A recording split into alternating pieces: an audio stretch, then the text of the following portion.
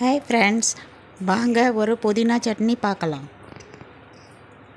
புதினா, தனியா, கடி பத்தா இதெல்லாம் சுத்தம் பண்ணி எடுத்து வச்சுக்கலாம். அப்புறம் வெங்காயம், தக்காளி, புளி, பூண்டு, இஞ்சி, பச்சை மிளகா, கொஞ்சம் காரத்துக்கு தேவையான வரமிளகா எல்லாம் போட்டு வணக்கலாம். வாங்க. இப்போ ஒரு பாத்திரத்தில் எண்ணெய் ஊற்றி வெங்காயம் நல்லா பொன்னிறமாக வணங்கின வெங்காயம், தக்காளி, பச்சை மிளகாய், வரமிளகாய், பூண்டு, இஞ்சி எல்லாம் போட்டு நல்லா வதக்கிக்குவோம். வெங்காயம் வணங்கின உடனே எல்லாம் பச்சை மிளகாய் எல்லாம் போட்டு வதக்கிக்கலாம். அதுக்கப்புறம் தக்காளியும் போட்டு வதக்கிக்கலாம். அது கூடயே நல்லா வதங்கி வந்த உடனே இப்போ நல்லா வணங்கி வந்த உடனே இப்போ கீரையை போட்டு இதில் வதக்கிக்கலாம். வாங்க.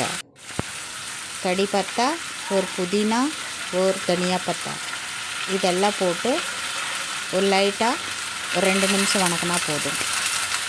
2 நிமிஷம் நல்லா வணங்கி எடுத்தால் இந்த மாதிரி ஆகும். அதுக்கு மேலே தேங்காயை சின்னதாக வெட்டி அதிலே போட்டு வணக்கிக்கலாம். இதுக்கு தேவையான அளவு புளி, கொஞ்சம் உப்பு இதெல்லாம் போட்டு ஆற வச்சு நம்ம மிக்ஸி ஜாரில் போட்டு அரைச்சி எடுத்துகிட்டு வரலாம். நல்லா ஆறின வாட்டி மிக்ஸி ஜாரில் போட்டு அரைச்சி எடுத்துக்கலாம். கொஞ்சம் உப்பு போட்டுக்கலாம் தேவையான அளவு. அதுக்கப்புறம் அரைச்சி நம்ம எடுத்துகிட்டு வந்தாச்சு. அதுக்கு கடாய் வச்சு திரும்ப ஒரு தாளிப்பு கொடுத்துக்கலாம். எண்ணெய் ஊற்றி கடுகு, கொஞ்சம் ஜீரகம், பெருவெங்காயம் இது எல்லாம் நல்லா வணங்கின உடனே நாம் அரைச்சி வச்சுருக்கிற சட்னி எடுத்து அதில் மிக்ஸ் பண்ணிடலாம்.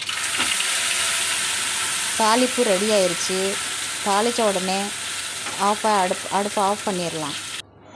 சாதம் போட்டு அது கூட சட்னி வச்சு புதினா சட்னி ரெடி ஆயிடுச்சு.